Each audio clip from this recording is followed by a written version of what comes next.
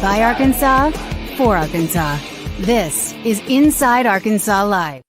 And welcome into Inside Arkansas Live here on this beautiful day here in the great state of Arkansas. I'm your host, John Neighbors, alongside Curtis Wilkerson and Andrew Ellis, and appreciate each and every one of you for making us a part of your afternoon this afternoon, as it is a Remember Wednesday presented by Fayetteville Fly Co. So we're going to have some fun with that and talking about the things that we remember way back when. May have something to do with sports, may have something to do with Razorbacks, may have something to do with nothing. But either way, we're going to make it happen and have some fun with it. We're also going to give you a little bit of an SEC update. Apparently, the basketball conference of the SEC is really good. I don't know if you guys knew this. So we're going to probably get into some of that discussion. And we'll get to the transfer portal because that's still an ongoing thing. It is still a thing, still a vibe, still something to be discussed ad nauseum. But, guys, how are we feeling on the midway point, the hump day of the week here on a Wednesday? Somehow, some way, we have back-to-back days where I'm just in a really good mood. I don't know what's going on. I'm just gonna keep giving credit to the new intro, man. But no, I'm doing good. Excited to be here. For whatever reason, looking forward to continuing to talk about this transfer portal and everything else. So good Wednesday.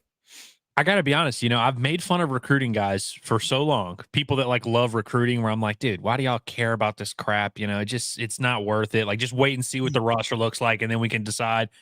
Now that I'm really, this is the first year that I've gone balls deep in the portal.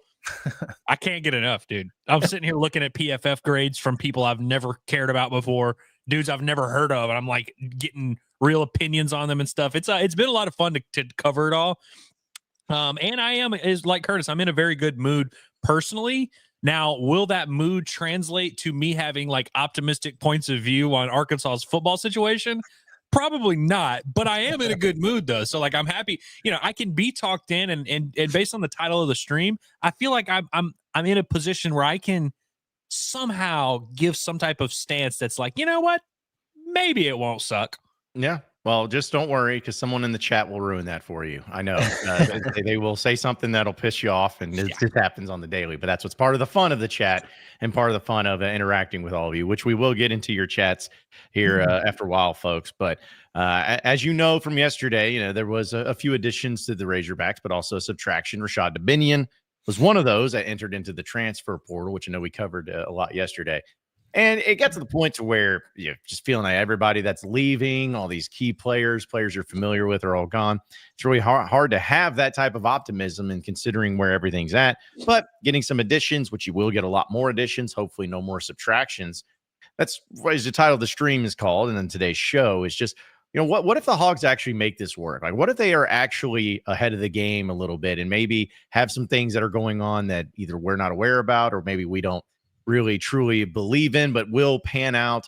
What if this is actually the long game that is going to work out for the Razorbacks? I know it's a tough thing to try to imagine right now, but to me, I feel like if you're going to believe that this is the right direction and that it is going to work out, you got to really believe that the guys that they're going to be bringing in out of the portal are really good, but also NIL related. I feel like you have to believe that they're spending the money the right way in the right places for the right amount.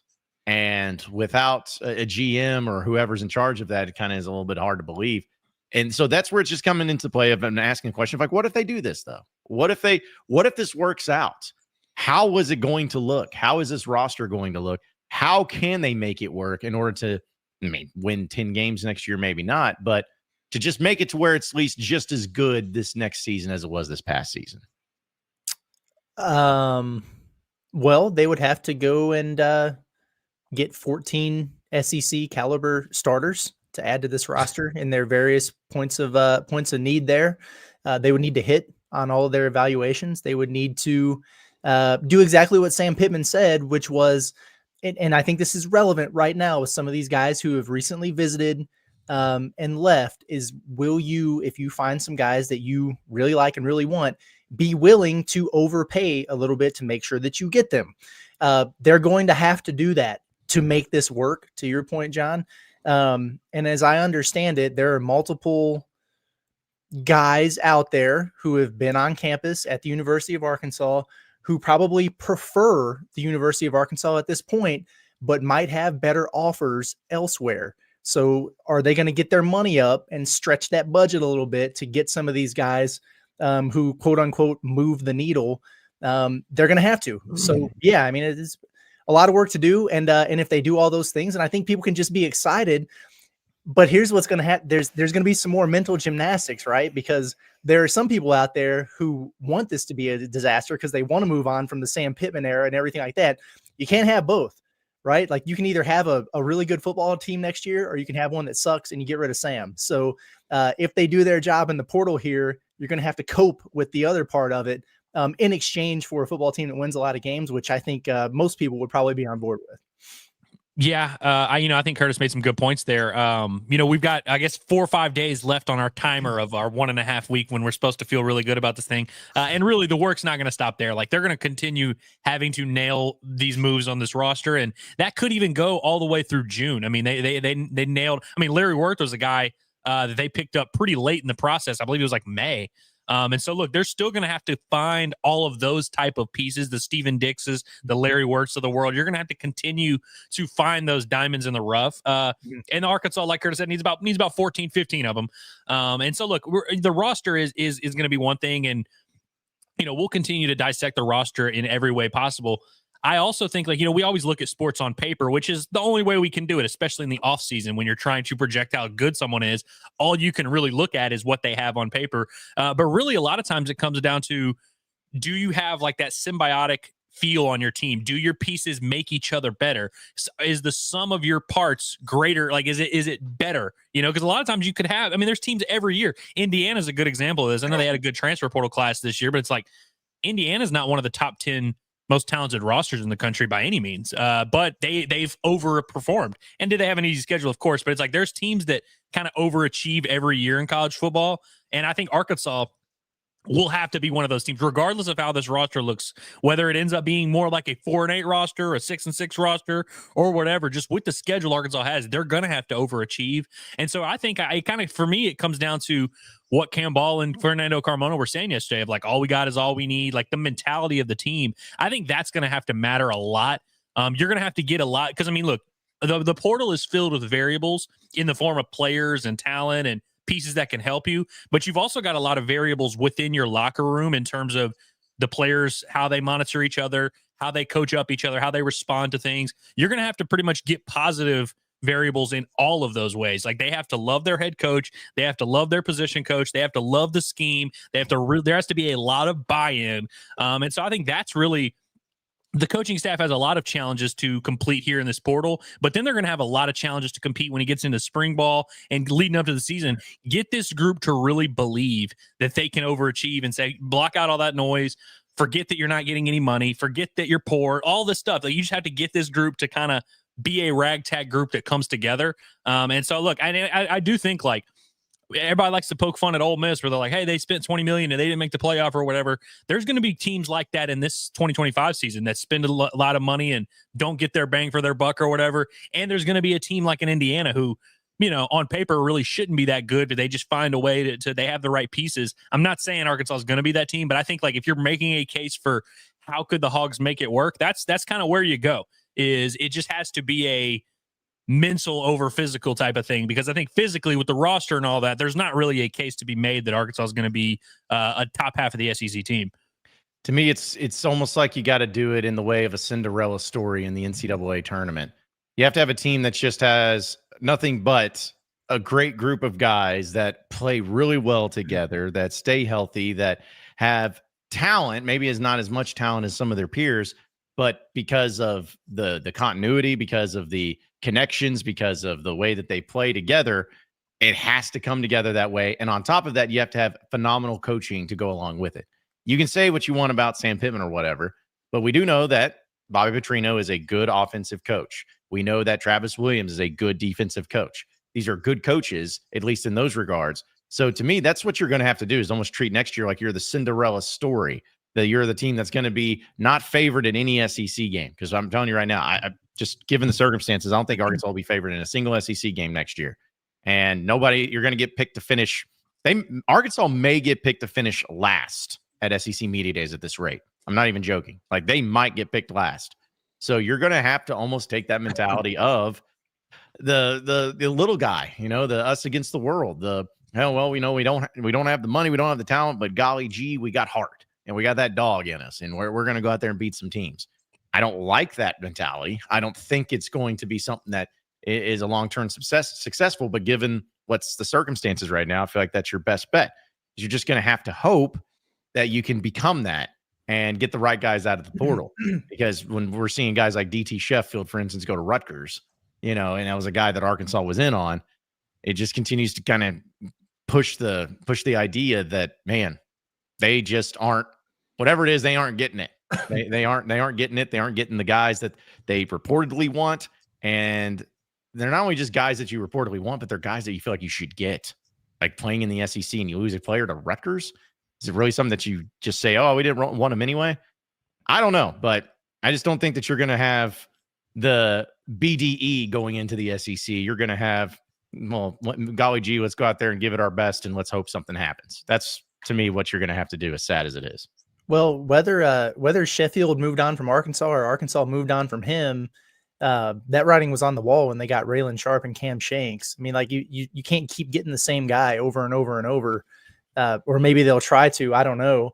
Or maybe they feel really good about where they're at with Kendrick Law, but he may or may not be one of those guys that I was speaking about earlier who might really like what Arkansas has to offer, but needs the offer to reflect that. So we'll see what they do here. And I really do believe that Arkansas is going to make a few splashes, I guess you could say, in the portal. Now, it's not going to be these, top 10 ranked guys that you're seeing Ole Miss and Texas Tech for whatever reason get. But I do think they're going to wind up landing, a few really good players, but it's not going to be enough to replace everything that they've lost, not even close. So to me, another really big part of the equation, if they're going to make it work, is you have to have the guys that you have hopium for really figure it out. So the dudes who are uber talented with zero production, like Jaden Platt, like Jaquan McCroy, they have to meet their potential, right? Like I think both guys like that are going to have to pop for you to kind of get to where you need to be in terms of having the depth and having the horses to win in this league. Because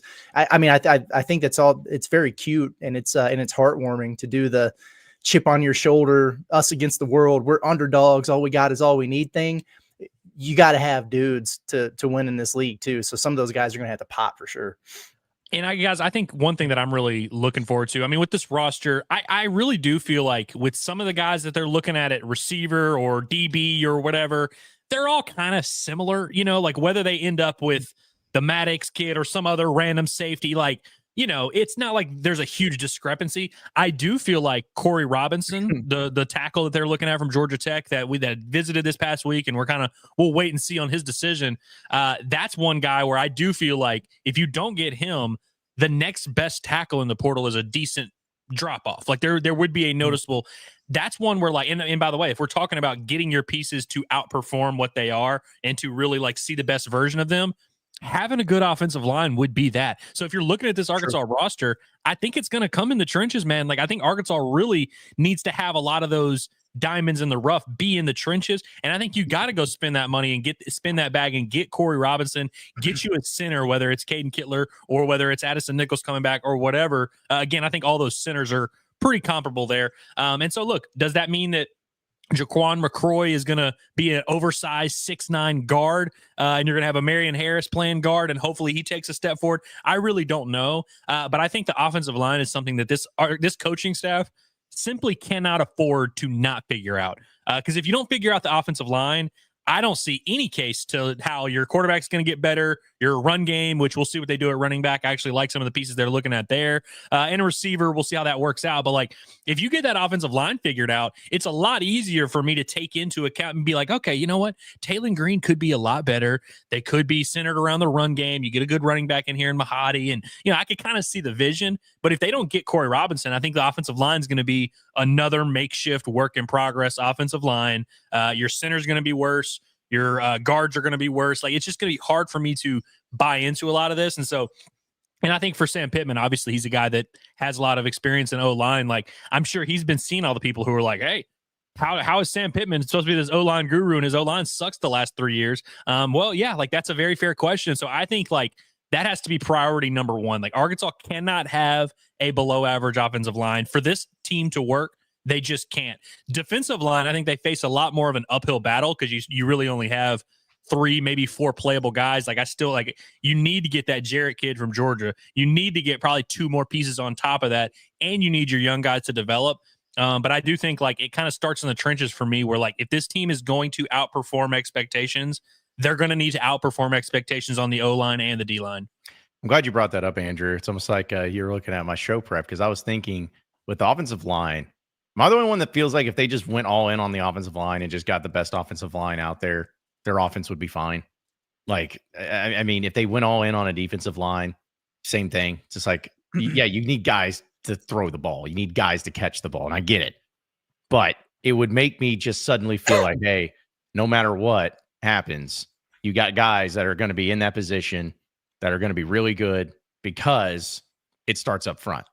And if they went in and got a huge offensive line, I'm not saying it would be the best offense ever. I'm not saying that you would suddenly be, competitive in all these games. But, man, I feel like the rest of it would almost take care of itself is how I would feel about it. Well, I could buy into that on the defensive line. Ole Miss just did it. Like they went out and bought the Louis V one, and it was really, really good. I want somebody to show me an example of an offensive line that was put together through the transfer portal that was the real deal the first season. I want somebody to show me that, and then I'll believe that could be a thing. They could get more talented. Maybe they could get better pieces, but it just has been proven to not be a formula for success unless you can maybe get that continuity and get a second year out of that, which they blew that when half those guys, 60% of those guys, whatever, transferred. So I wish that I could feel that way, and I'd like to, because I think they could go out and get some good pieces there, but it just hasn't worked for anybody else so far. And if Sam Pittman's Razorbacks are the exception, that'd be awesome. Sign me up for it. I agree. I think you're looking at it through the right lens. And look, I definitely don't think, I mean, even if you get Robinson, I still think there's moves you got to make, and like things have to kind of fall into place just for you to have like an average to above average offensive line in the SEC. And again, part of why it's so difficult is because it's just really hard. Those offensive line and defensive line, they're few and far between. You go look at the portal right now, there's like 150 wide receivers who have some level of production at some school, whether it's a group of 5, whether it's SEC. There's just a lot of those guys that enter the portal. You just really don't see a ton of big guys flocking to it. I mean, like literally Addison Nichols is like the number 3 interior offensive lineman in the portal, which is why it is so hard to build a real offensive line, which is why like I really like. I mean, I've said Corey Robinson's name probably more times than I need to. Mm-hmm. I said it yesterday. He's a must get.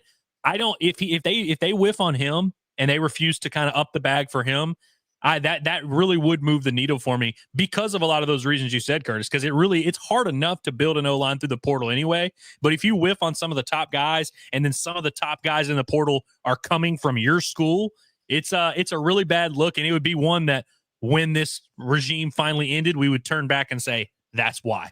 Mm-hmm. Yeah. Offensive line too, where people bring up the Sam Pittman guru thing.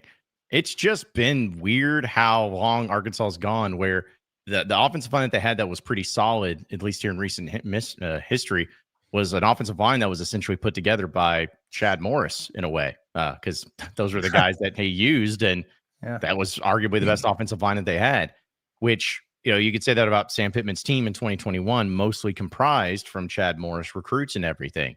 So that's the one thing that is, I guess, the most alarming, is not just saying, oh, Sam Pittman guru, like throw that out of there.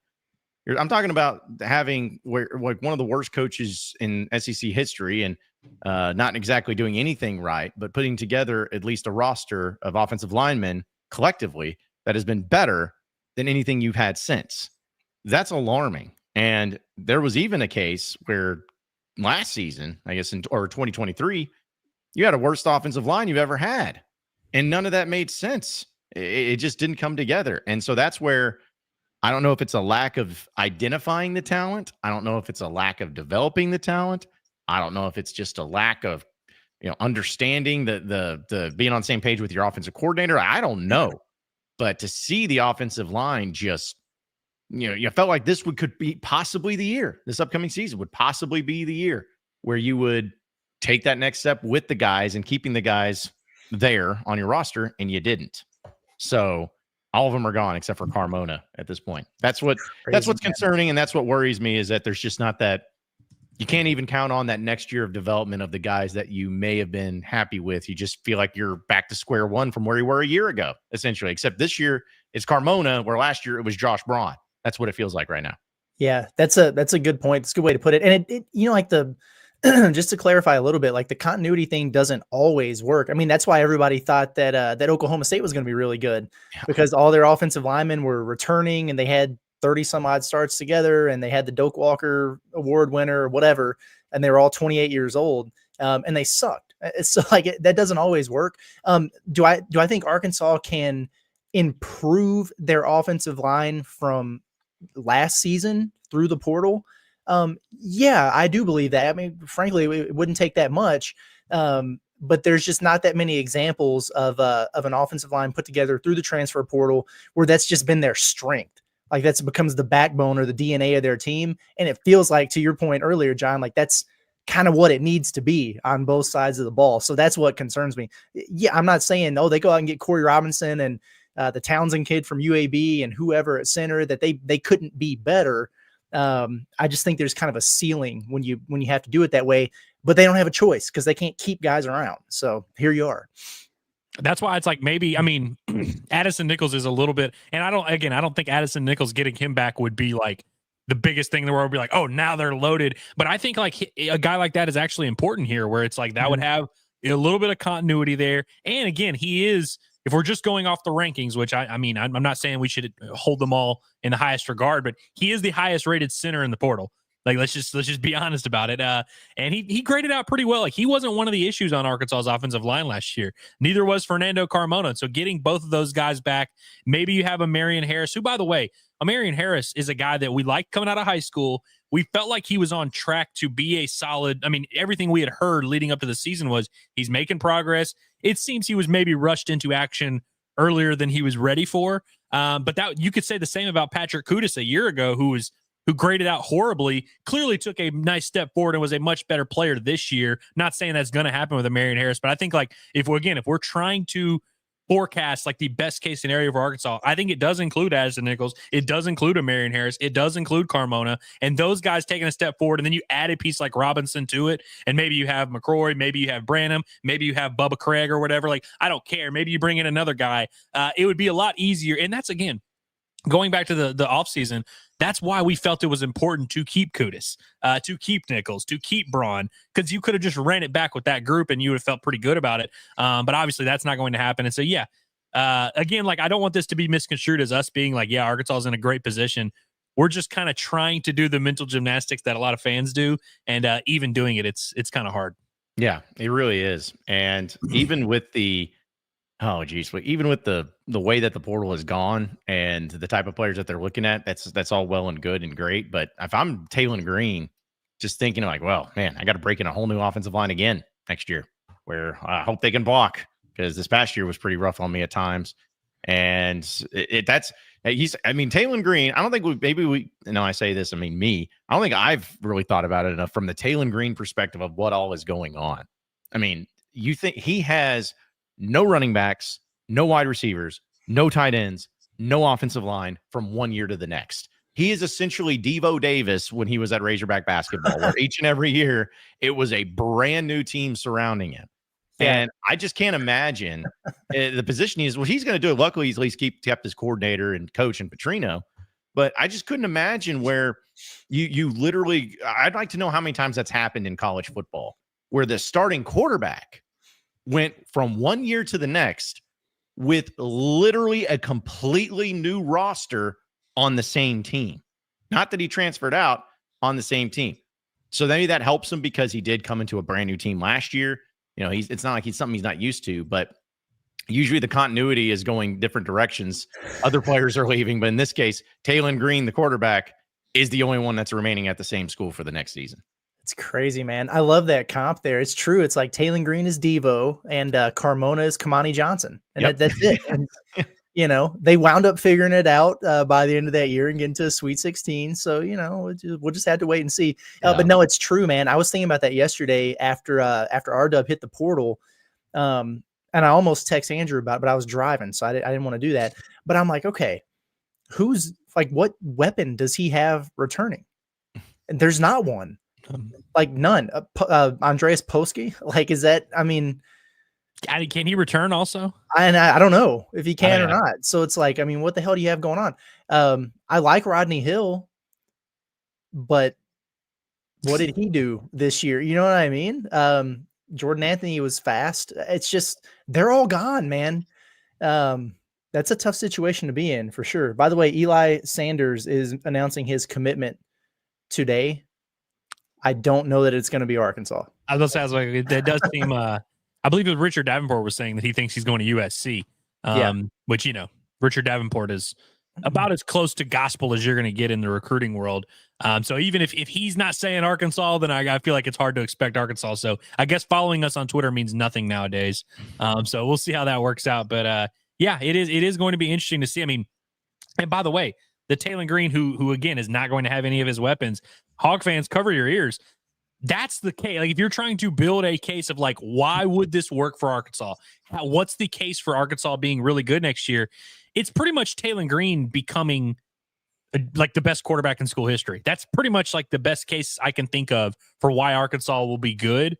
And I don't necessarily see that necessarily. And I do like Taylor. I actually feel a little bit bad because I'm like, damn, I feel like he's going to be in a situation that's tough to manage here. But yeah, I don't know, man. I mean, we'll wait and see how this thing plays out. But I have we're 27 minutes into the show and I have run out of optimism. I've run out of goodwill to like offer up and be like, well, maybe Already. this could happen. I've got at least another 10 minutes in mind, so we'll sneak by a little bit longer. Right, good. Man, yeah. I'm still feeling optimistic that something will happen. That's my optimism. Just something will happen. There you go. And when it does, we're going to talk about it and have fun with it. That's Let me ask y'all this, because we went through this scenario yesterday when R-Dub hit the portal, and I was like, I thought that they were done with this. Like I thought that they were done with the subtractions. We moved on from that, and it's additions only. We think they're done with that because here's one thing I pointed out to Andrew. They play their bowl game on the 27th, and the 28th is the last day to enter the portal. And so I don't know, but it would make sense for guys to get through that. And then maybe, they thought that they were going to start in the bowl game or, play or whatever. And by that point you've got, some other clarity on the roster. Are we going to get hit with another wave on the 28th? And maybe it's just like ancillary guys and not dudes or something, but I wonder if there's going to be another wave of guys getting out of here. How many guys have left? What were they up to, like 26, 27? Are they going to get to like 35 dudes out of here? I mean, you mentioned it there at the end. I feel like there's no way it would be guys that play, maybe one or two here or there. Like maybe Sorry says, F it, I'm out or something like that. But yeah, like in terms of, I mean, frankly, there's only how many guys left are there that like actually played last year? Like real snaps. Sorry, Ball, Rhodes, Jaffrard, Taylor Green, Worth. That's pretty much it, right? In terms of guys that actually play. Yeah, Miguel Mitchell, who they preserved his red shirt for. Starting like they need him. Miguel Mitchell. Singletary. Yeah, so it's like there really isn't there. Outside out of that group, I don't think you're going to lose anybody. But I would imagine there's probably some redshirt freshman that's on third on the depth chart that's sticking around so he can play in the bowl game, and then might be like, all right, now it's clear that I'm not going to do much or whatever. Or there's guys who are practicing in the bowl for the bowl right now thinking I'm going to earn my spot. I'm going to show this coaching staff I'm good. And then in the next week or so, they might bring in pieces that make those guys realize they're not playing. And so, like, to your point, they'll just play out the bowl game and then transfer. Who knows? But yeah, I don't imagine there's going to be like another slew of guys that enter the portal. It just simply can't, right? Do you think there would be like coaches watching the Liberty Bowl, and if somebody just pops off and has a big game, that it's like, hey, my agent, contact his agent and tell him we'll pay him this much if he hits the portal in the next 24 hours. I wonder if that kind of stuff happens. Some team is having a last minute O-line crisis and they're like, Kobe Brown is pretty good. Yeah. I don't know. It's crazy, bro. No rules, man. Yeah. Well, it was funny too. Going back to the thing with Eli Sanders when he says he's going to announce today. Who knows? Because like we said, was it Sheffield's supposed to announce on Christmas and he didn't? So like just all kids lie. That is where I've gotten to the point of I don't believe anything. Not a thing. I don't feel good about one way or the other. I don't feel bad about one way or the other. It's almost where it's like I don't even want to pay attention to it or talk about it because it's not going to be what it's supposed to be. And none of it is. So I just, whatever. Like somebody asked me the other day, I was getting my oil change actually. And somebody was like, hey, man, what you make of that crazy situation with Braylon Russell? I was like, yeah, it's, what it is what it is. Like, I don't know what else to say. It's just part of it, unfortunately. But hey, okay, listen, it's gotten a little bit negative. All right. It's gotten a little bit negative vibes. We don't need that. So let's cheer everybody up a little bit. All right. How about this? All right, let's watch Cam Ball talk about mayonnaise, shall we? Hellman's Bacon Cheeseburger Dip captures gooey, good cheeseburger flavors in a bowl. A great defensive lineman should come with lots of sacks. My Mayovation is not only on the field, but off the field. Not for the burgers, but for the bowls. Go to Hellmans.com where you can learn more about game day dishes. Can I take this with me? We need more of that and the positive vibes for mayonnaise, of Hellman's mayonnaise. I love that. That was a great commercial. All-time hog, man. Absolutely love Campbell. Yeah. That was great. He really cannot transfer. If he transferred, I would quit. If he transferred, really I transfer. Yep. Yeah. I'm going. Yeah, we're officially just going to become inside wherever Cam Ball goes. Yeah. Inside Georgia. Yeah. No, we'll just call ourselves Inside Transfer Portal. And then just that way we never Maybe really just leave it blank. Anyway. We're just inside.com now. Yeah. Just inside. I'm sure that's not taken. Yeah. I think it might be taken. It might lead some people to some bad things. might a little too deep inside is where it may end up people going. But yeah, I just thought it was really funny that I'm glad he put that out. Let's see more of that because everyone's all up in arms about everything. Let's see more of that there, Cam. I will ask though, guys, are you guys mayonnaise people? I am not. No, I hate mayonnaise. Nothing. Like if I order a burger or something somewhere and it just comes on and I'm fine with that. I'm never gonna go out of my way to put mayonnaise on anything though. Okay. I'm not a Will Levis guy either. He likes mayonnaise. Well, this may be the least surprising thing. I actually like mayonnaise on my burger and some on my sandwiches, but that's about it. So yeah. And apparently there was a debate about somebody, I think it was because of this commercial or whatever, is like, which is better, Hellman's or Duke's mayo? I was like, I don't know. Mayonnaise is mayonnaise. I didn't know that there was a difference. So, but Hellman's is the one that Cam Ball decides to divulge in. But him putting in the bowl with all that stuff, I don't do that though. That's like it's not coming out of a squeeze bottle. You got to get like a spatula or a knife and do all that. Like, come on now, can't make it difficult. But still, great commercial. Yeah, great commercial there, and I love it. So we'll get to Remember Wednesday, presented by Fayetteville Fly Co. here in a second. But to get to a few of your chats, folks, let's see. We got James up here saying that LSU, Texas, Ole Miss, Auburn, even Mississippi State are having good portal classes, and the schedule just got tougher, which is another great point because, I mean, the schedule's already tough as it is, but the teams that you're going to be playing are all improving. I think Auburn's going to be improved. I think Mississippi State for sure is going to be improved. Yeah, what teams on the schedule next year do we feel like won't be as good? Like maybe Missouri? Missouri, I was gonna say. Yeah, maybe Missouri. I could maybe even see a case for A&M.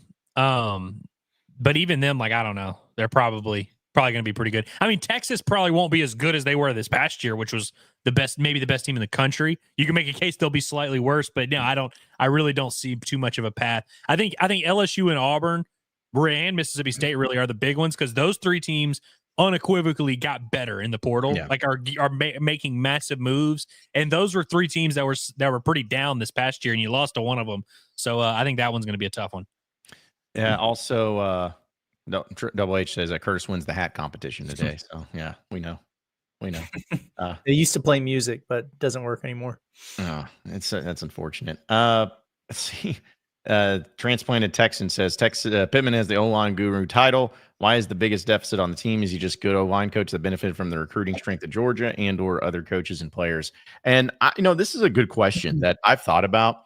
To me, when Pittman was really in his heyday of being that offensive line guru, as he's been labeled, to me, it was about what he is good at and still to this day is good at, building relationships and making guys feel home and connecting with people, which, you could say, well, yeah, what about the development, all that? I think, there's a case to be made in that, and you got to do that. And I think he's fine at that. And I don't think he's bad at it or anything, but, when he was at Arkansas, some of the offensive line commitments he got was like some people I'd never heard of. We got Denver Kirkland out of Miami.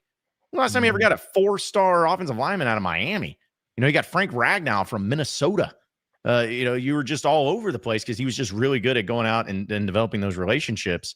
So to me, that's what it was more about. Not saying that he was a bad developer of talent, but it was his recruiting and his identifying of talent that really set him apart as being that offensive line guru. Yeah. And he's just, this is his own problem. Like it's a self-made issue here. But he's not putting himself in position to develop an offensive line. Like that's, like you said, like player relationships, getting to know those guys, figuring out what works, finding the right combinations, developing them over the course of a couple years. He just hasn't been able to do that. And so it just becomes increasingly more difficult when you have to piecemeal an entire offensive line together every single offseason. His fault, don't get me wrong, but like we won't be able to see the fruits of the labor in terms of what he's capable of doing as a developer when he can't keep guys around long enough to develop them. I think that's kind of the crux of the issue. Andrew's gone through the list, 100 times on here about, just all the high school class guys, but offensive linemen in particular who, maybe 4-star guys or whatever, who you got and you were excited about, and then they redshirted for a year and then they were gone, or they kind of popped at the end of one season and they dipped out, or this guy just never really took off. I mean, it's just when there's no continuity there, I just don't think you're ever going to really be able to put it together. Yeah, like at Arkansas, they've had good pieces here and there. And, a lot of the best offensive lines, like we were touching on earlier, were in those early years when it was not only Chad Morris recruits, but it was recruits that stuck around for a while. Bo Limmer, Ricky Stromberg, Brady Latham, Myron Cunningham, even guys that were in the program for 2, 3, 4 years. And so that's what happened in 2015 when Arkansas had a great offensive line. You had guys that Pittman and a little bit of Petrino recruited that stuck around for multiple years. That's the way you build an offensive line. Like it's just that's the way to do it. And you can't really cheat code that. You can't you can't find a shortcut around that. And I feel like Arkansas, I don't know if they tried to, but I think those relationships I would have liked to use some of those relationships on maybe Patrick Kudus, maybe some of those guys that you did, maybe even an Andrew Chambly who went to SMU and played a little bit this past year. Keep some of those guys around and see what you can build. But I feel like you've had a lot of situations here where Arkansas's either had to rush guys into action. They've gone out and got guys out of the portal and forced them into action. And it's just not been a cohesive unit at all over the last 3 years. And so, I feel like that's going to be the downfall of this coaching staff is like, you can't be bad on both lines, and Arkansas is bad on both lines. Well, we got to do another shout out to our guy Logan in the super chat. Man, we really appreciate it. Like, the fact that you're able to do this and do it in such a large amount, man. Like, again, it's so awesome, and we appreciate it. It's unsolicited, so it's not like we ask for it or anything. It's just out of the kindness of your heart. We really appreciate it, man. We need to have something that every time he does something like this, we need to make a jingle for him. Maybe have Andrew sing something. I don't know. Like we gotta have something as soon as it happens. We just like stop the show and hit some sort of button, and then something plays. But man, that's awesome, Logan. Very much appreciated every single time. That's awesome. And again, all your super chats we appreciate for sure. But Logan decides to just, drop his balls on the table and say, "Hey, what's up?" We might have to put his name on Remember Wednesday. Yeah. Well, since that's Fayetteville Fly Co., we can't have it splitting two different ways. So, but we may have to have some sort of a segment dedicated to Logan if that's the case. But yeah, appreciate you, Logan, a lot, man. Thanks for. We could have F It Friday. Yes. Presented by Logan. Yeah, we could really get even more negative and more mean on Friday too, and happening. I don't know, but hey, Logan, if you keep doing this, man, for real, like we'll hit you up with a segment and we'll just dedicate it to you, and just have it happen. But we really appreciate it. See a few other chats too, because we will get into Remember Wednesday. This one comes from Predictor, whatever. He says, "I've never felt so conflicted about a person as I am with Sam Pittman. I love his character, but I don't think he has the urgency that we need in that position." And I know we've talked about this. I felt the same way too, where it's like, I really truly believe Sam Pittman is a great man and a good dude. And like, he's a guy that, he would give you the shirt off of his back type of thing if you needed it. But man, and it's so weird to say it, but it's true. just in college football, especially as a head coach, you got to be nasty a little bit, man. You got to get down there in the dirt, and you got to be the Lane Kiffins of the world. You got to be those people that work behind the scenes, and not saying you got to be just a piece of trash human being, but you got to push the envelope a little bit. And I just don't think Sam Pittman's ever going to do that, because I just don't think that's the way he's built. Yeah. I mean, it's hard to argue to the contrary. I'm with you though. I would love to see it at this point. For me, it's a weird situation for Sam Pittman, because he's kind of, on one hand, he's coaching for his job, right? And so for me, like, I would get ruthless, man. I don't give a damn how it comes off or how it feels. Like, I'll go poach. I'd go poach somebody from Lane Kiffin right now. Yeah. But then at the same time, I'm not saying he doesn't care if he's no longer the head coach at Arkansas, but like when he's done at Arkansas, I think he's just done, and he'll be content with that. You know what I mean? So that word urgency, I think, is a key word there. There's not as much sense of urgency, because it's not, if I get fired, where the hell am I going to go? What am I going to do next? That's not really there. So he's got to find his motivation elsewhere, I guess. Yeah, I think we all kind of view it through a similar lens, and we all kind of had that same conflicted opinion where, like, we don't dislike Sam Pittman. We don't hate Sam Pittman.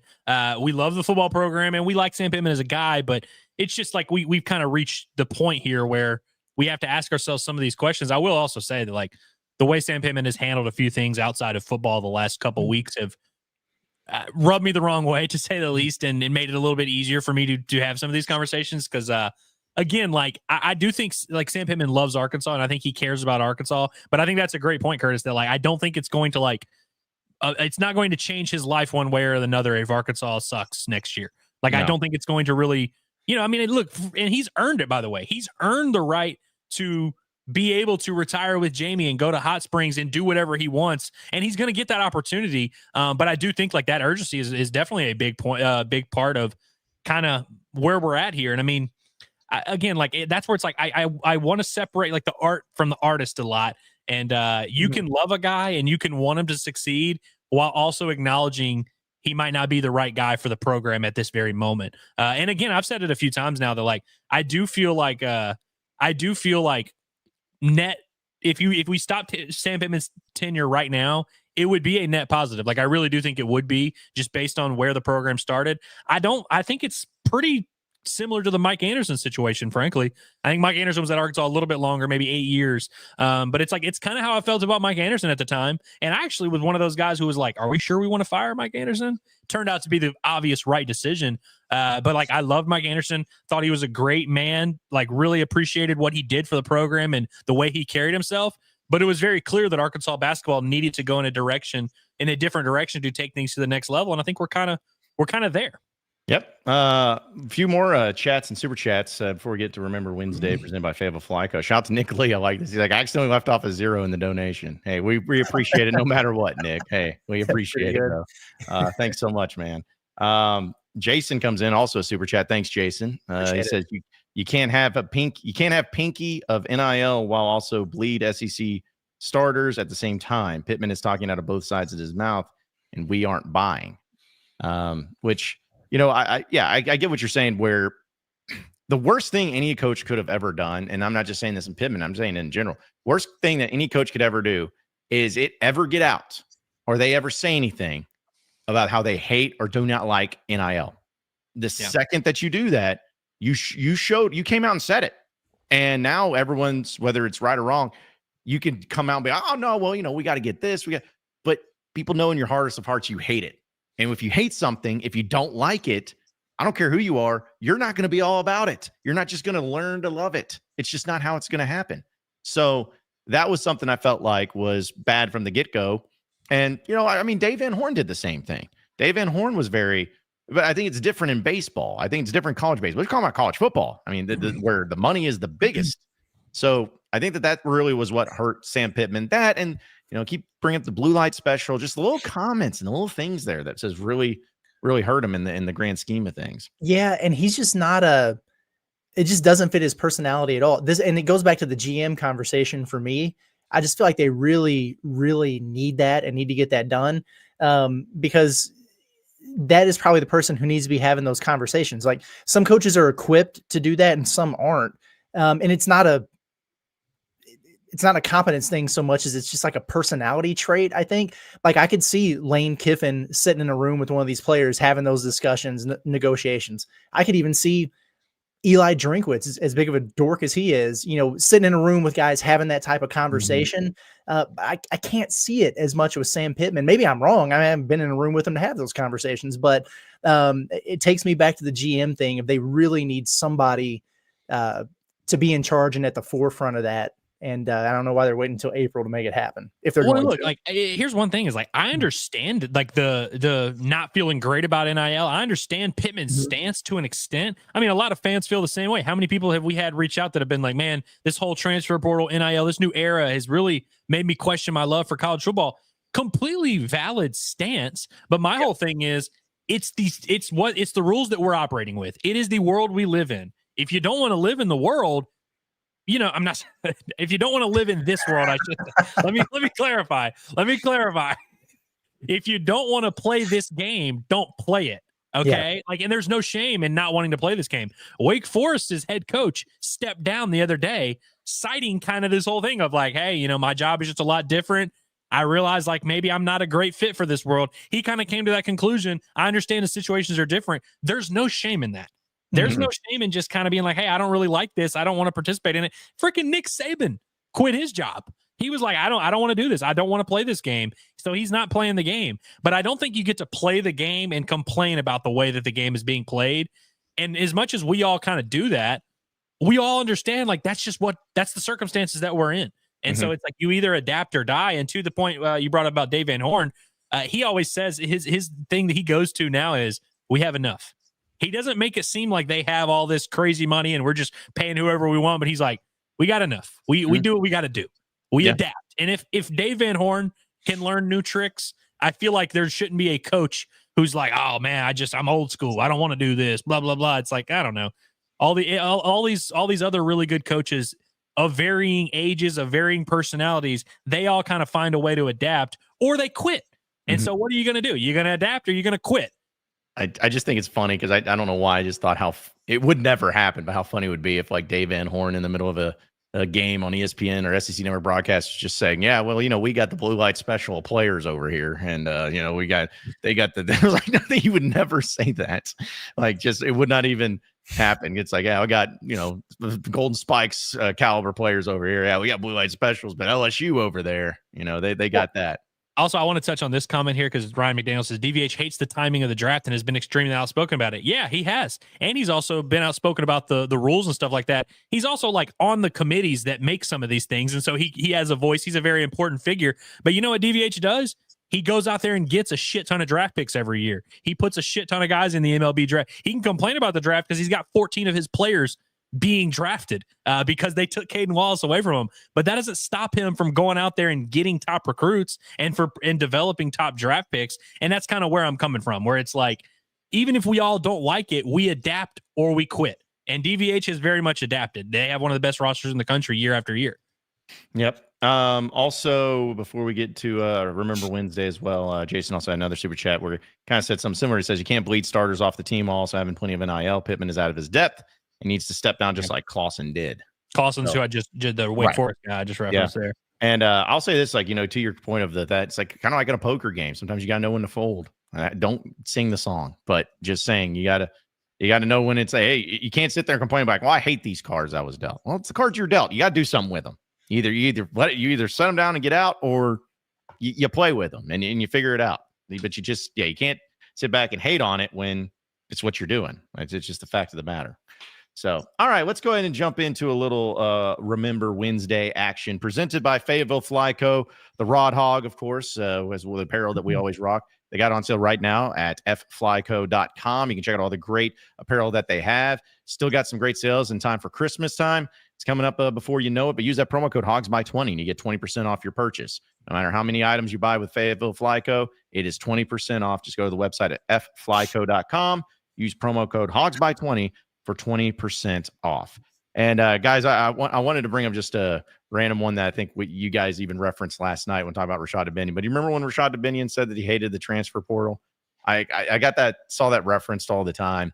And, I'm not hating on Rashad Benyon for saying that because he is in the portal. But it is just funny how things can just change so quickly and over a short period of time where you feel so confident, hey, that guy's not going to go anywhere. He hates the portal. Well, he's in the portal now. So it's just this whole portal thing. It just reminded me of remember when things used to be so different in college sports and in college football before all this madness happens in December. December used to be so easy. Like coaches just kick up and relax and hang out and then just wait for the bowl game. And then, we'll see. But man, now it's just chaos throughout the entire month of college football. And some people love it. Some people hate it, but it's definitely a lot different than what it once was. Yeah. And the other part of R-Dub's statement when he made that at the time was everybody's circumstances are different. His circumstances are different now. So, I mean, I guess everybody's a subject to make up their own mind, given what's going on with them. But yeah, that's tough scenes. And it's kind of like we talked about, man, it's not so much about just this overwhelming, void in production with Rashad Benyon no longer on the football team, but it is a guy who's been, at Arkansas for several years, kind of represented the things that people tend to appreciate in the fan base, and then said what he said, and he's out of there. And it's like, oh, okay, then. Well, there you go. But yeah, to your point, like remember when the portal just wasn't even a thing? Like we're not that far removed from it. You guys remember Eric Musselman's first team? How different would that have looked if JD Note and Connor Vanover and Bebe didn't have to sit out that year? They probably would have made the tournament, but we're just a few years removed from you better be, really good at making up some kind of hardship or you transfer and you got to sit out a year unless you're a grad. It's nuts because it's like every month of a portal season takes a year off of my life. But it's only been a thing for, just the last 3 years is when it's gotten crazy. You are very right about that. And I'm going to prove that by telling you, this is Arkansas's 2021 portal class. This is 3.5 years ago. This is the world we lived in. Y'all ready for this? John Ridgway, Markel Lutzy, Trey Williams, Tykees Crawford, Warren Thompson, who was a walk-on at the time, and Trent Gordon. That was Arkansas's portal class. That's what Arkansas needed. And by the way, that portal class helped them go 9-4. Like that was a damn good portal class. Arkansas so they brought in 6 transfers total, and they had 16 outgoing transfers, most of which were guys that you'd expect to transfer, besides Michael Woods, who was obviously a very good one. But like most of their transfers were just third and fourth team guys. Right. Even so, it's like, yeah, the portal existed and it changed things, but it took a while for it to get really crazy. And it was really that next off season, because I believe right after the 2021 season is when Brooks and Fouché left, and you started to kind of see the rumblings. Things changed a good bit, but it is crazy that just 3 years ago, a damn good portal class that could help you build a 9-4 roster was 6 players deep. Unreal, man. See, and I remember thinking how crazy that was at that time of like, man, you got 6 new players and they're immediately eligible and they're going to play right now. Whoa, that's crazy. And even going back to the point you made, Curtis, with basketball, I remember how pissed off I was that Connor Vanover wasn't immediately eligible to play because he had to sit out a year. But then Reggie Chaney, rest in peace, transferred to Houston, and he didn't have to sit out a year. And I'm like, what is this malarkey? Like, how could this happen? And now, there's none of that. And you just think back, like Roderick Green had to sit out a year in football. You had players that you again thought you could count on, or maybe you were looking forward to counting on. And now it's just, hey, whoever, whenever you get them, I think that's what's been tough for me on anything. It's not that it's changed, but how rapidly everything has changed. I mean, I don't think we've seen a sport, and maybe I'm wrong about this, I don't think we've seen a sport at any level change the entire dynamic in a 5-year span like we've seen college football, but particularly college sports in general. Like nothing has changed like this. I was thinking, because I was talking to some buddies of mine, they'll remember Wednesday action, because we were talking about remember when, but thinking to the years before COVID, before all of that, where, just thinking how important it was on signing day and how important it was to get these stars, and how, hey, could we rely on these freshmen to play right away? And you didn't really know anything about them. And also thinking about this, guys, with a conversation I had yesterday. KJ Jefferson, like him, love him, hate him, whatever. That's going to be the last time Arkansas and maybe even the SEC saw a quarterback play for 3 straight years at one school. That may be the last time we ever see that. That's just not a thing anymore. And so it's just how crazy, how rapidly it's changed. And it's unfortunate, but it still is what it is. We're just going to have to get used to it. Going to have to play the cards we're dealt until something else changes and everything. So crazy. I know. It's really sad. Also, this is a random one, not sports related, but I wanted to bring it up for Remember Wednesday. Do y'all remember when there used to be like commercials, like Christmas Day commercials, Christmas commercials, all of that? Like, there's been 2 commercials in my life that they have not changed. One of them's the M&M commercial when the M&Ms meet Santa. And, hey, they exist. They do exist. And he faints. And the other one is the Hershey's Kisses little jingle that they have. I don't know why I brought that up other than the fact that I saw them today and I was like, those commercials are still going? Those are the same stupid commercials that I had when I was a kid. And so, between that and if you remember when, maybe more so for you, Curtis, going through like a Dillard's or JCPenney magazine and circling the toys you wanted and giving it to your grandparents. Oh, yeah. Those were the 2 things I remember the most about that. Yeah, man. I definitely remember that. I mean, I remember the days before online shopping and like going to a Toys R Us or whatever and being like, oh, this is incredible. This is the coolest thing ever. Are those even in stores anymore? They still have those? Toys R Us is they're on the way out, man, for sure. Yeah. It's a damn shame. It was like it was heaven on earth for a child. I remember that used to be some of the hardest decisions I had to make in my life. My mom would be like, all right, you get one. And I'd find one, I'd be like, this is the best toy ever. And then I'd see another one. I'm like, God, I don't know what I'm gonna do here. But yeah, those are the good old days. And I definitely remember the catalog flipping through and having to be this is the one that I like or whatever. Speaking of commercials and Christmas though, y'all remember that one commercial they did for the NBA on Christmas? And it was like they had like 6 or 7 guys shooting, and they were all shooting. There was like bells in the net, and like it's like Steve Nash, Derrick Rose, LeBron. Like it was a great commercial. I also remember when like Christmas Day NBA used to be, because I've said this a few times. Like NBA used to be like one of my favorite things. Like I viewed it in as high a regard as I viewed like Arkansas sports. Like I cared about it a lot. And I remember that one year with the lockout when that happened. I guess that was 2014, 15. I can't remember how long. Maybe even earlier than that. Maybe 2012. But like Christmas Day was opening day for the NBA, and it was like the best day of my life. And now there's like 13 different sporting leagues that are playing games on Christmas. The NBA no longer has like that has that blocked out. Now there's literally, I think there's like college football, NFL, NBA, freaking there might be MLB on Christmas. Yeah. Yeah, because I think the NFL got wise. They're like, hey, wait a minute, we don't want anybody else being on. We want to take over that realm, and so far, they've had some changes there too. But just a brief interlude here to follow up on something I said earlier. Eli Sanders, the running back from New Mexico, did commit to USC. So there you go. Off the board, we kind of knew that was happening, but mark him off of your wish list for Christmas, kids. Hey, USC needed that, dude. USC's been getting ravaged in the portal. Yeah, they have. They've got Arkansas might be hiring Lane Kiffin next year, by the way. Things are, I got to be honest with you, and I'm joking a little bit, but like, dude, the Lane Kiffin era at USC has not really gone that well, and that is pretty surprising. You mean Lincoln Riley? Who did I say? You said Lane Kiffin twice. Oh, damn. No, yeah, like the Lincoln Riley era at USC. I'm sorry. Offensive minds, scumbags, that whole thing. But no, yeah, Lincoln Riley. Who would have guessed that? Because I mean, when he left from Oklahoma to USC, it was a big deal. But like nobody would have guessed, like, oh yeah, he's gonna suck at USC. We all kind of thought, like, oh yeah, they'll just crank out, national title playoff appearances and just move the season over there. Especially because he's going to like an easier situation, you would think. Which I mean, now it's not because he's in the Big Ten. But it sucks, man. He's not going well. Yeah. Well, when you said he's got a running back from New Mexico now, so yeah. Well, when you said Lane Kiffin at first, I was like, man, maybe at Ole Miss it's not going to go too well. But Lane Kiffin also did coach at USC, and his tenure at USC also did not go well. Yeah. Hey, remember when Lane Kiffin used to coach at USC? Yeah.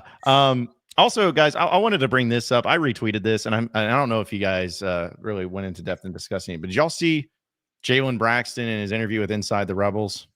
He's going over there to Ole Miss, and the comment that he made, it's pretty crazy. So I've seen a few different things, but yeah, let's see. So this is the quote, the excerpt. It says, quote, "The team doctors there at Arkansas had misdiagnosed me." This is Jalen Braxton telling David Johnson, according to Inside the Rebels over the weekend. He said, "They told me I had tendonitis and a bone bruise. I actually had to go off campus to my own doctors and figure out I had a fractured kneecap myself. That's what happened with that. I'll be ready for spring ball. I didn't have a surgery or anything, but I'll be good." Any reaction or thoughts to that? Well, I mean, there's probably a lot of context that's left out there.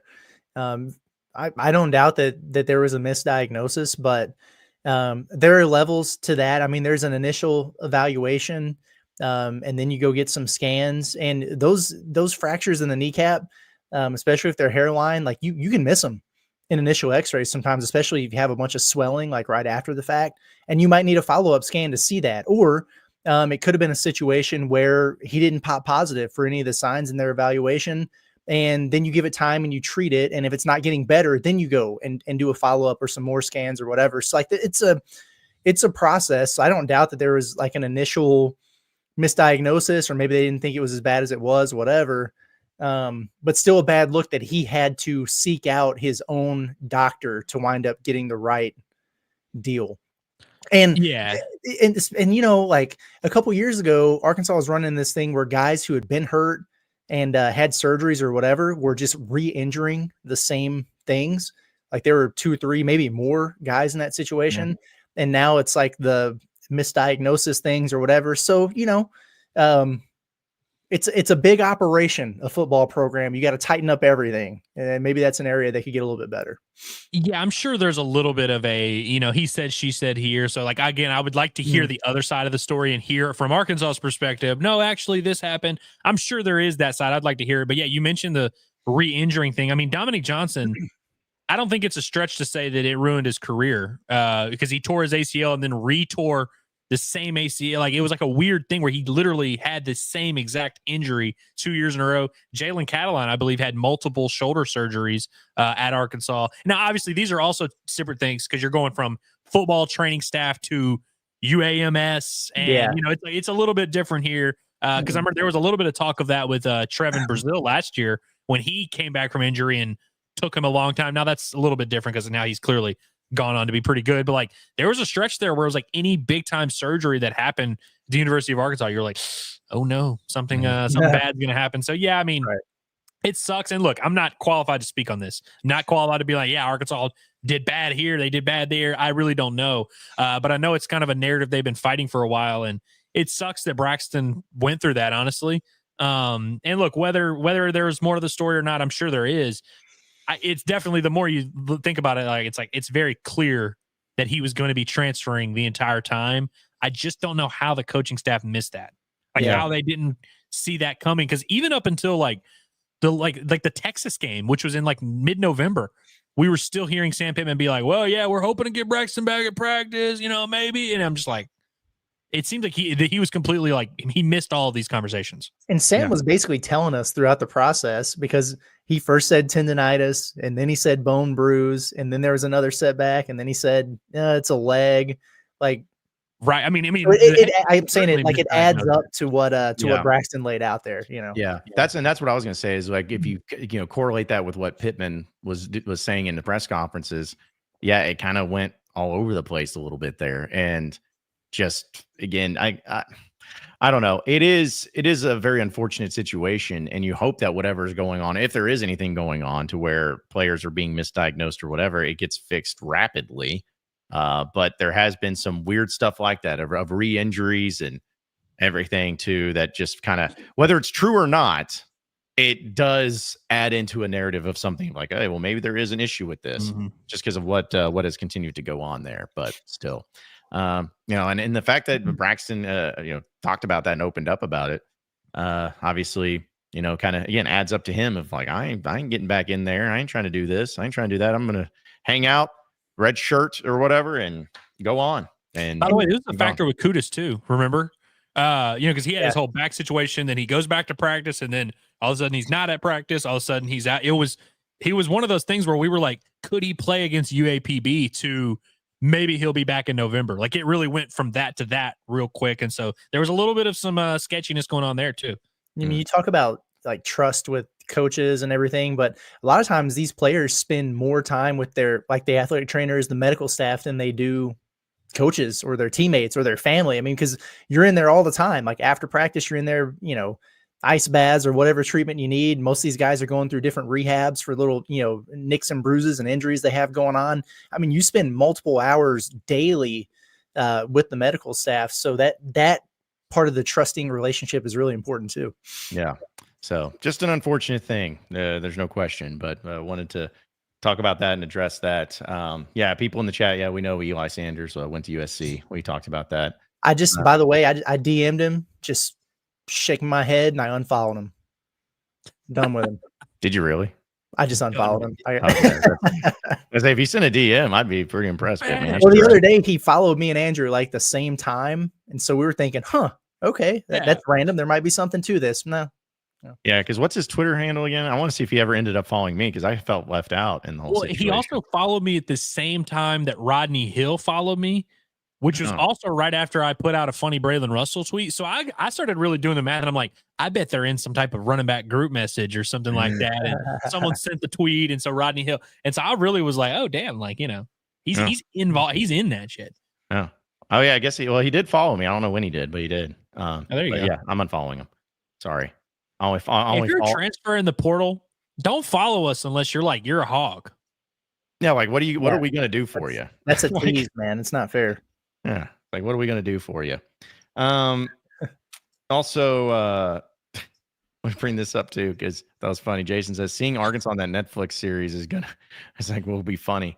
Yeah, because I guess they announced that they're doing it's like a follow of the SEC football season that's going to be released on Netflix from this past year. So.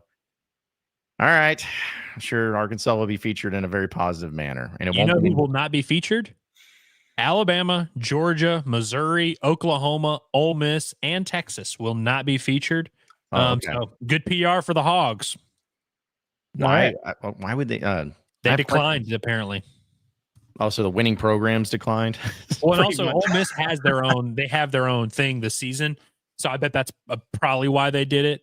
I wonder. I'm surprised that Hogs Plus wasn't like, what the hell? Yeah, there's been a little bit of that going on here lately. I wonder why.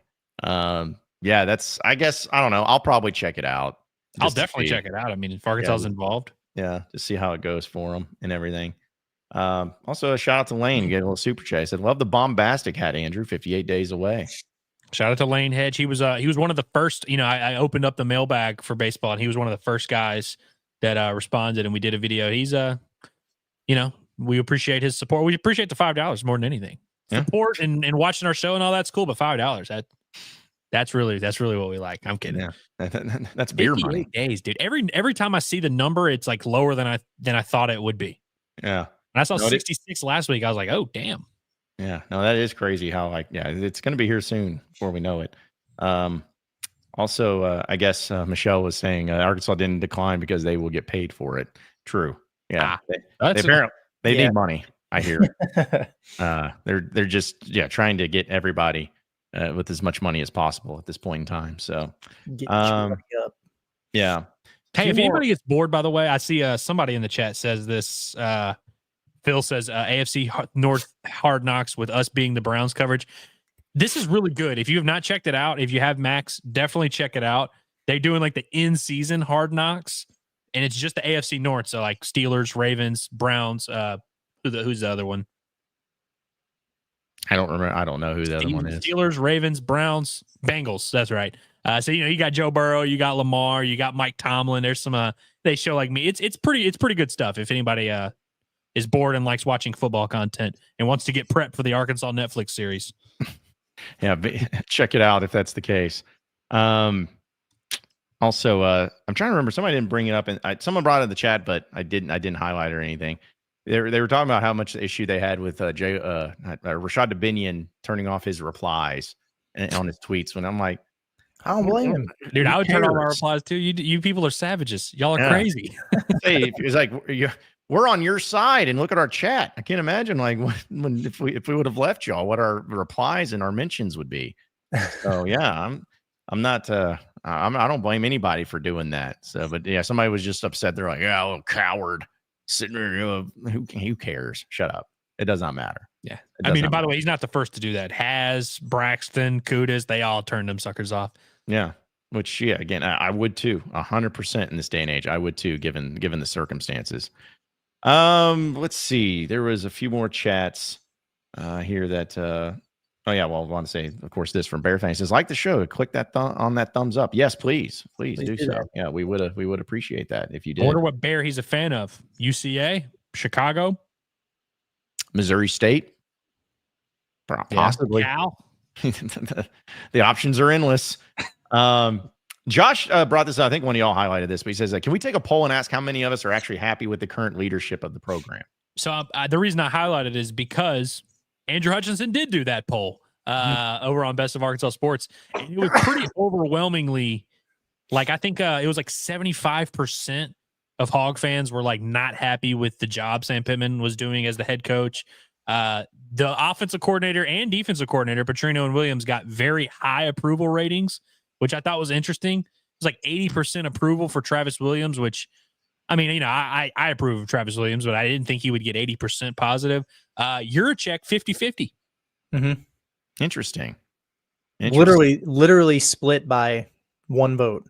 Wow. Yeah, was Yurachek's. And it was like well over 1,000 or 2,000 maybe even voters. So right. And, you know, who knows? I mean, and Hutch also did acknowledge that the timing of it is a little bit, it might not be the most perfect sample, but I mean, it was a solid amount of people. And I was interested to see the results of that. But yeah, I mean, overwhelmingly, I would say, like, in terms of the head coach, Sam Pittman, I think it was like 74% said no, they were not satisfied with his leadership.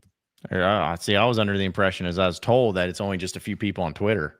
That's what I was told. It's just us is what I've heard sometimes. Yeah, we're just the negative Nancy's over here, just always trashing everybody and trashing the program. It's what we do. There's a guy who comments like, I mean, probably 2 or 3 times a week, and he'll be like, the only issue Arkansas has is these podcasters that are preaching that negativity or whatever. And I'm like, it's true. That's it. That's the only issue. That's the only thing standing in the way of Arkansas being good is us.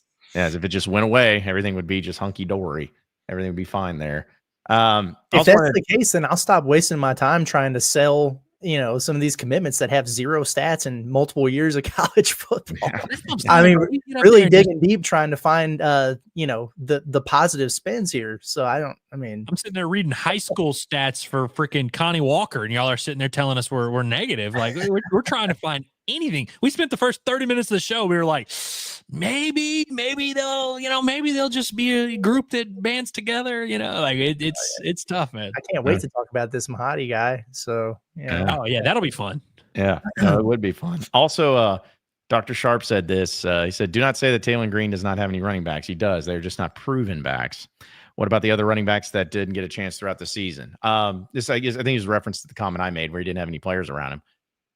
Yeah, he doesn't have any proven running backs. Yes, he has bodies.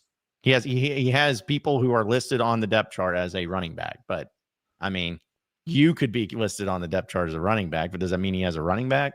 No.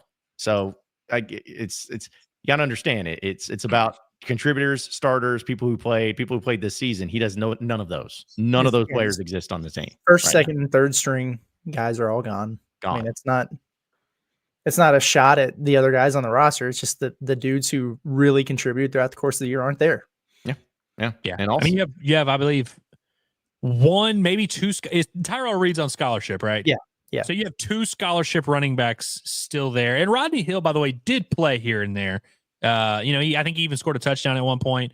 He had a kick return touchdown called back for a penalty against Louisiana Tech. But I mean, like Rodney Hill has played a little bit, but like, I don't understand why so many people have cited this. They'll be like, Arkansas has players. They're just guys that were 4th string and were behind all the players that are left. Why aren't y'all talking about them? It's like, I mean, we can list out the names of the people. I mean, John Hill on the D line. Yeah, they got guys, but it's like, I don't understand like what that's supposed to mean. Yeah. I don't, my thing is, hey, you could see some guys that maybe look really good. Maybe they end up looking good in this bowl game, but we don't know who's it going to be. It's not like we're leaning towards, I really like this guy. It's like, no, we have no idea. We have no idea what's going to end up happening. So Kingsley also says we should be more critical of Hunter Yurachek than we have of Sam, my opinion. Half stepping on NIL in its early days has set us back in more ways, way more than any questionable coaching decision. It certainly hasn't helped. It hasn't. Because we know that they are not big on the collectives. They're not big on those. So, yeah, that could be something that's been pulling them back. Also, Jeff says, is Arkansas looking at the wide receiver from UAPB? He was recognized as one of the best FCS wide receivers. He's 6'3", Armstrong came from FCS. There could be some success. If I'm not mistaken, he just went to Oklahoma, right? Brent Venables is looking at him harder.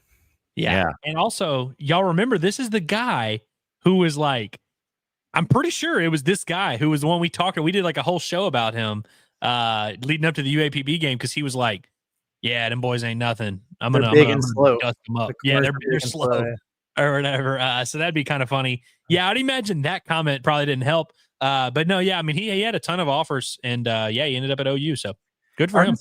Did just offer a similar guy I noticed yesterday, and I cannot remember his name, but a dude from Idaho. Oh, dude, that dude's good. He had just like video game numbers, over 1,200 yards receiving, double-digit touchdowns.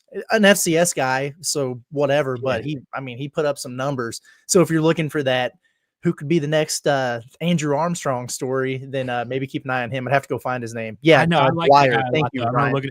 His Jordan last Dwyer. 4 or 5 games, he rattled off like just 130, 150, 140. Yeah. Like he rattled off some numbers, and he is 6 foot tall.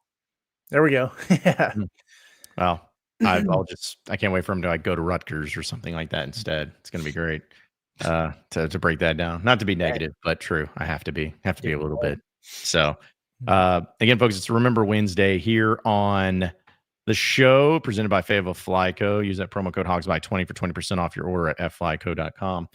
Just got a few minutes here. We'll get some more of your chats, but do want to bring up how good the SEC basketball is, because last night was just another example of how good they are. Not only did you see, the number one team, Tennessee, beat Western Carolina by 50-something, scored 36 points. Auburn beat the crap out of Georgia State. But then you had Florida go and beat North Carolina 90-84, and Florida's still undefeated, number 7 in the country. You had that. You had South Carolina beating Clemson in a wild overtime game, which was pretty insane. Yeah, that happened. And again, it's just I keep seeing the record that they have, but the SEC went undefeated last night, and their win-loss record this season is just stupid. It's absolutely stupid. Yeah, I mean it's historic what the league is doing so far. I recorded a little bit about this for the basketball thing that's going out in the morning, but the league is 50-4 in the month of December, and the losses are Kentucky at Clemson, Auburn at Duke, LSU lost at SMU, but whatever, road game, and then Texas losing to UConn. That's it. That's your 4 losses in the month of December. The conference is 30-4 against the ACC alone. It makes no sense. In Joe Lunardi's most recent bracketology, he has 13 SEC teams in the tournament, and then he has LSU and Vanderbilt in his next 4 out. Oh my gosh. And this is before South Carolina got that top 25 win last night. I mean, it's insane, man. It's I think it's going to be awesome for Arkansas in terms of a metrics, in terms of the resume and all that, because we love to look at the net and we love to look at KenPom, which this time of year is a complete inexact science. So everyone that says, "Oh, the net is stupid," and you're right now. But I think your tune's going to change when Arkansas plays 4 conference games and all of a sudden their net is 17th, even though they're 2-2 or whatever. Like it's just going to be one of those things. Getting those games in there is going to move the needle a good bit for Arkansas in the net. And so I look forward to seeing like the resume start to come together and we start to really see the cream rise to the top there. I think simply play, even if Arkansas loses some of these games, like losing to Tennessee on the road, I bet Arkansas's rank metrics will all go up. And so I think it's going to be a big deal. You don't have to worry about strength of schedule or worry about, is our if you don't make the tournament, it's because you just didn't do enough. Like you just simply lost too many games, which I don't think, Arkansas's, at least it doesn't seem like Arkansas is going to be on the bubble or anything, but anybody in the SEC, like if you don't make the tournament, you must have won 6 conference games or something like that. Yeah, seriously, I was about to say because 8-10 gets you in for sure, and there's been a 7-11 Big 12 team that's gotten in recent years. Like that will probably happen in the SEC this year. Hell, 3 of the 4 1 seeds that Lenardi had were all from the SEC, and then Alabama was a 2. I mean, it's ridiculous. There are 4 undefeated teams in the country. 3 of them are in the SEC until Oklahoma loses to Michigan tonight. But it's crazy, man. I'll do something drastic on this show if Kentucky ends up as a 1 seed. Same. There's like not a shot in hell. And like, look, y'all can be mad at me if you want. I don't even think Kentucky fans think they're going to be a 1 seed. I will be very surprised if that happens. Well, I just laughed too because the team with the worst record in the SEC right now is South Carolina at 8-3, and the next worst record is Alabama at 8-2. Yeah, that's the next worst record in the SEC. I will say the SEC is about to get their licks back on South Carolina. You had that 1 year last year. Congrats, Cox. But yep, those ass beatings are coming back now. You're about to get whooped by the SEC. Agreed. Yeah. So I wonder what's the worst loss the SEC has suffered this year? South Carolina lost to North Florida? Right? I think. Yeah, early in the year. Right. Early. Yeah, that's right. I think that would be one. Arkansas, Miami would have been one. If Arkansas had lost that game, that would have ended up being one of the worst ones. But I mean, there hadn't been a ton of horrible ones. LSU losing somebody stupid recently. SMU, yeah, but that's not. I mean, it's not a terrible. What about? I mean, Texas lost to Ohio State. Yeah, so who might? Ohio State's struggling, man. Yeah, so Texas that's low key might not be that good. No, I mean they'll be pretty good, but like I think preseason I kind of thought higher of them than I do now. Vanderbilt lost to Drake. That's their one loss. Yeah, that's a tough one. Drake is one of 4 undefeated teams in the country. They just won at Kansas State yesterday. Was that OT? Or was it like a game winner or something like that? Yeah, I think it was in Kansas City where that game was played. But yeah, even stupid Georgia, their only losses to Marquette, and so they've done well. Missouri lost to Memphis. That's not a bad one. Mississippi State lost to Butler. That's not great. I mean, yeah, that's still a Big East, but yeah. Ole Miss lost to Purdue.